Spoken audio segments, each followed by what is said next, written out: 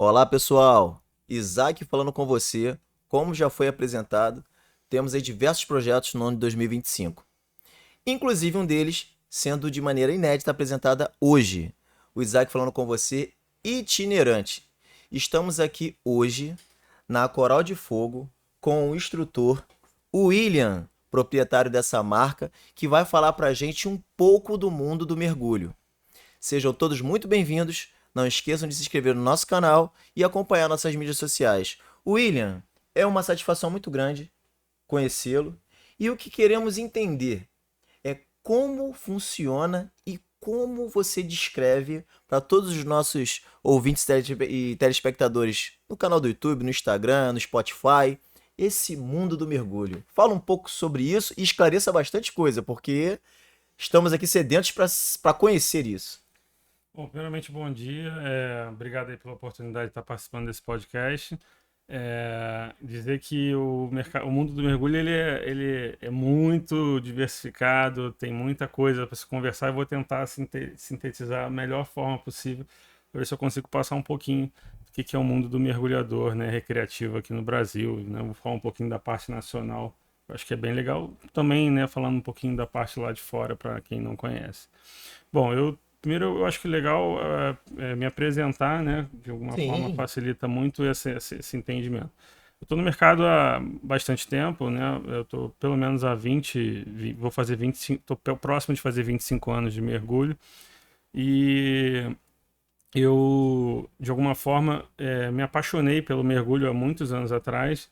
E estou aqui até hoje, né? Nunca larguei, nunca abandonei. Já tive diversas oportunidades profissionais, né? De estarem se somando, né? Na minha vida com o mergulho. Eu, inclusive, já fui até gerente de estaleiro, né? Já trabalhei em offshore. Então, eu tive muitas oportunidades e experiências para a gente poder, para eu ter essa bagagem que eu tenho hoje para estar aqui, de alguma forma, dividindo um pouquinho com vocês. O mergulho recreativo, ele é um mergulho contemplativo, ele é um mergulho para as pessoas que querem descobrir o oceano, descobrir a vida marinha, ter um contato direto, né, com a natureza, num íntimo, né, com a natureza. E eu acredito muito que para muitos, né, para muitas pessoas o mergulho não é só um hobby, ele é uma filosofia de vida, né, uma fase meio clichê, mas é a verdade. Sim, entendo. Eu mesmo sou uma pessoa que me identifiquei como mergulhador e nunca mais quis abandonar. Então, para cada lugar que eu vou, eu penso que eu posso fazer um mergulho. Então, as viagens de família já não são mais as mesmas. Quando eu viajava anteriormente, estava pensando, vamos aproveitar um feriado, vamos para Uma trilha, uma cachoeira. agora é para onde eu posso ir que eu posso mergulhar. Então, e tem lugares até que não tem assim, você não vê, não é uma rotina de mergulho, mas você dá um jeito de conseguir encaixar um mergulho, procurar alguém que te leve a algum lugar específico que você possa mergulhar. Então, obviamente, o mergulho, como é uma coisa mundial, existem coisas que tornam ainda mais fascinante a busca pelo desenvolvimento dentro do mergulho. Quando eu comecei, né, eu queria conhecer o mundo lá fora, né, fazer mergulhos no Caribe, né, ir para o Mar Vermelho, né, no Egito, conhecer o início da civilização. Esse mundo do mergulho, além de ser histórico e filosofia de vida, ele também é muito, digamos assim, na prática, estudioso das histórias humana, digamos assim. Como funcionaria o mergulho internacional? Olha só, eu vou começar dizendo o seguinte: o mergulho ele tem origem militar, né? Vem mais da época da Segunda Guerra. Quem ajudou a desenvolver, a divulgar o mergulho foi um cara apaixonado por mergulho, foi um oceanógrafo famoso chamado Jacques Cousteau. E ele é, Não é Jacques Rousseau, não, né? não, Jacques Cousteau, que Ah, sim. é um cara que nasceu é um francês, né? Que durante muito tempo fez várias reportagens, né, ao redor do mundo sobre o oceanos, era um apaixonado e ele gostava tanto que ele ajudou. né, a desenvolver o que a gente chama hoje de que é o nosso equipamento de mergulho autônomo, que na época foi chamado de aqualung. Então, hoje em dia, se a gente está mergulhando recreativo, com uma autonomia, com cilindro nas costas, com ir e vir com uma facilidade muito maior, muito se deve a ele, porque ele investiu no projeto. Ele mais um engenheiro amigo dele conseguiram correr atrás de montar de desenvolver o projeto para que a gente pudesse ter um regulador para a gente poder respirar com mais facilidade embaixo d'água. Caramba, tem toda uma ciência, Tem né, toda uma envolvida. ciência. E aí, pegando esse gancho da sua pergunta, esse contexto do novo, da descoberta, isso na verdade só aumentou a ponto de o mergulho ser exploratório, né? Tem pessoas que começaram a mergulhar em cavernas, e aí começou a ficar aquela coisa do Eu desconhecido. acho lindo aquelas imagens. Eu acho lindo, eu acho maravilhoso. Então, quem tem a oportunidade de mergulhar em cavernas naturais, só quem vivencia aquilo entende. Se as imagens já impressionam, imagina quem está ali vivenciando. É como se fosse você transcende, é como se fosse um. Vamos falar além da matéria, né? Digamos que seja uma conexão íntima com a natureza e com as energias que nos cercam. Exatamente. Identificando a existência de Deus, digamos assim. Ou cada um com suas crenças e no seu íntimo, no que acredita, uma conexão mais profunda. Exatamente. Então, assim, além do mergulho em caverna, que é como eu faço muita analogia à Fórmula 1, né? A nossa Fórmula 1 do mergulho é o mergulho em caverna. Que, na verdade, muitas das coisas de caverna veio para o recreativo. As técnicas, as vantagens, alguns equipamentos que foram desenvolvidos para uso em caverna, acabou sendo trazido para o recreativo para facilitar a nossa vida no dia a dia. O que a gente chama de recreativo? É o mergulho sem teto, ou seja, águas abertas, onde eu posso, a qualquer momento, retornar à superfície. Obviamente, dentro de uma profundidade que a gente considera que é de até 40 metros, é considerado uma profundidade de mergulho recreativo. Então, por conta dessa profundidade, a gente consegue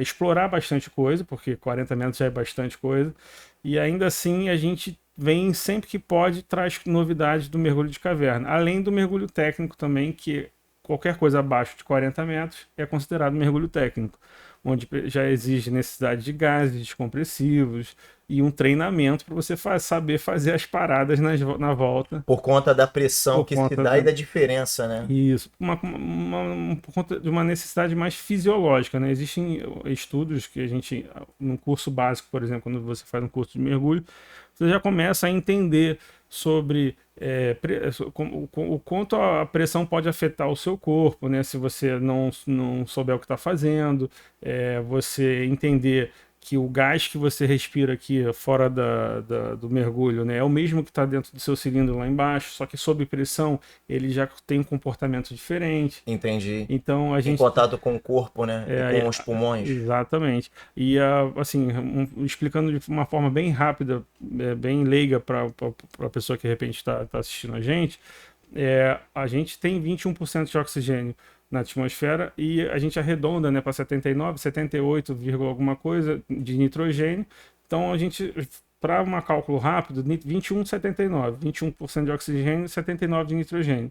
Quando a gente respira esse ar que está aqui na atmosfera, o oxigênio a gente metaboliza e vira CO2, bacana. Mas o nitrogênio não, ele demora a se dissolver, ele não tem troca gasosa e ele vai para a nossa corrente sanguínea. Com isso, a gente tem que ter outros cuidados, porque existe um limite de saturação do nosso corpo para poder conseguir.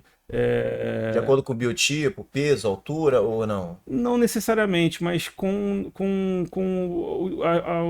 o tempo de exposição que você fica no mergulho. Então, Entendo. Por isso o curso é muito importante, porque você começa a entender os seus limites, o quanto você pode ficar naquele mergulho, quanto tempo você pode curtir aquele mergulho sem se machucar, ou seja, sem se expor fisiologicamente falando.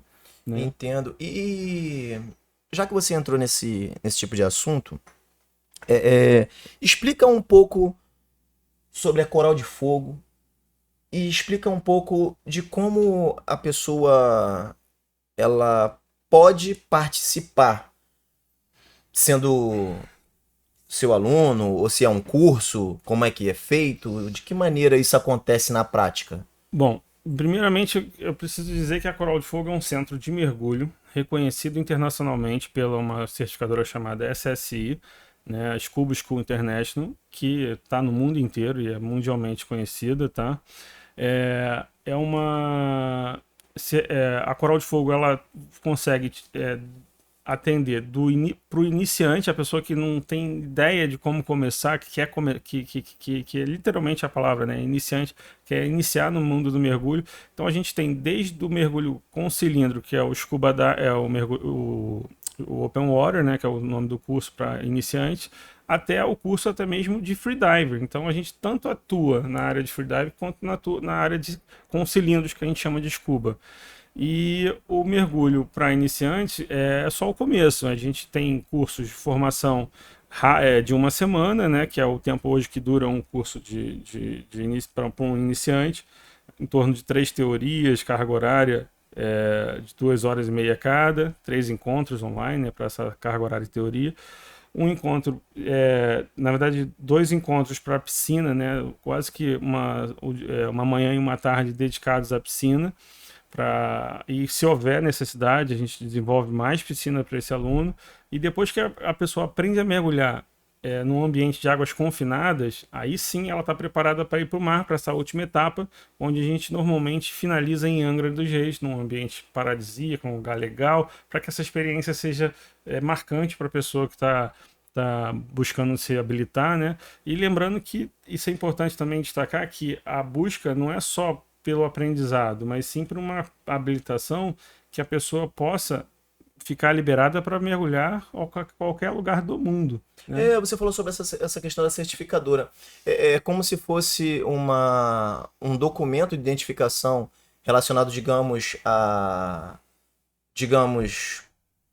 o passaporte. Eu gosto da analogia com o Detran. Se você precisa dirigir, você precisa procurar uma Sim, autoescola e tirar a habilitação para poder dirigir. A mesma coisa o mergulho. Para você mergulhar, você precisa procurar um centro de mergulho, entendi. fazer o seu curso para poder buscar essa certificação. Então, dentro desse exemplo que você deu, eu me referi ao passaporte por se tratar Sim, de uma visão internacional. Com essa habilitação, junto a esse exemplo que você deu da CNH, então é como se fosse o passaporte do mergulho, onde ele está credenciado para mergulhar em qualquer canto do mundo? exatamente. E essas certificações são internacionais, são válidas em qualquer território internacional no Interessante, mundo. interessante. Mas o que valida ele ser internacional? É porque nós estamos credenciados por uma certificadora internacional. Já existem certificadores em alguns países que são só nacionais, mas não é uma coisa comum. O comum é os países estarem afiliados a empresas que permitem que o mergulhador tenha essa liberdade do mundo, não só do território nacional. Muito interessante. Por isso que começou com os militares logo após a Segunda Guerra Mundial, O né? mergulho era uma coisa militar, aquela coisa que só o militar tinha acesso e tudo mais, era uma coisa um pouco mais fechada. E graças ao Jacques Cousteau, como eu comentei anteriormente, a coisa foi se abrindo a ponto de virar uma coisa recreativa, né? Foi gerado conteúdos, protocolos, normas, de forma que trouxesse segurança para quem pratica, né? E que para quem, de alguma forma, ensina, né? Então, hoje existe uma metodologia de ensino que você precisa respeitar. E até mesmo eu poderia dizer que se tornar instrutor de mergulho, né, quem consegue, vou dizer que é como se fosse uma faculdade, É mesmo? porque Existe exige tanto muita coisa. empenho dessa forma? Eu acredito que, pelo menos eu vejo desta forma, né? Eu vejo que o mergulho é um, o céu é o limite, né? Como já diria uma boa frase. Mas ainda se quando você começa, você não quer parar. É como se fosse uma droga, desculpa a palavra, a expressão, que você fica viciado e uma das formas de você se manter dentro do mergulho é você visualizar a possibilidade de se profissionalizar, porque aí você, além de você curtir a sua paixão, você vai ensinar pessoas que você está próxima de você para poder curtir esse mundo com você. Então, digamos que o mundo do mergulho, eu pratico esportes, eu frequento academia, desde a época de militar. Então, eu posso comparar o mergulho com o treino em uma academia, seja de intensa ou baixa intensidade, com carga ou não, de maneira cardiovascular ou não, mas que dentro do universo do mergulho exige conhecimento, estudo técnico e toda uma metodologia por trás da ciência para o mundo do mergulho. Exatamente. Um instrutor hoje precisa saber de física, aprofundar em física, fisiologia, ele precisa se aprofundar em equipamentos, ele precisa em meio ambiente, ele precisa saber um pouquinho de cada coisa, só que um pouco mais aprofundado, porque você está lidando com vidas. Então você precisa ter um conhecimento fisiológico, né, desde a parte cardiovascular, você precisa entender sobre. Você não precisa ser um médico, mas você precisa saber explicar como é que funciona bem a fisiologia de um ser humano quando ele está passando por efeitos, né, da pressão, né? Então, explicar como é que funciona, como evitar uma doença descompressiva, como evitar uma narcose por nitrogênio. Entendo como você falou sobre pressão. Podemos considerar quando você está dirigindo, subindo uma serra, com aquele aumento de pressão que atinge os nossos ouvidos, também no mergulho? Sim, sim. Isso, na verdade, eu respondo da seguinte forma. Todo espaço que não tem líquido, ele vai, sob pressão, embaixo d'água, ele vai ser necessário equalizar. Então, seja da face, né, onde a gente tem espaços aéreos, nosso pulmão por si só, e principalmente toda essa parte que interliga com o nariz e os ouvidos, são necessários à equalização. Então, quando você sobe uma serra ou pega um avião, você diminui essa pressão e você sente essa necessidade. A mesma coisa inversamente, quando você aumenta a pressão, né, você também você precisa equalizar os seus ouvidos e existe uma técnica para isso chamada manobra de Valsalva, que foi patenteada por um médico, que o sobrenome era Valsalva, por isso chama-se manobra de Valsalva. Gente, o podcast de hoje, discutindo com o William, proprietário da Coral de Fogo, está imperdível. É um mundo que, eu vou confessar a você, é muito complexo. Acredito que vamos precisar voltar mais vezes aqui. Vamos precisar muito da sua orientação. E no próximo bloco, discutindo o tema: o mundo do mergulho recreativo. Você conhece? No podcast Isaac com você. Voltamos já já. Sai daí não!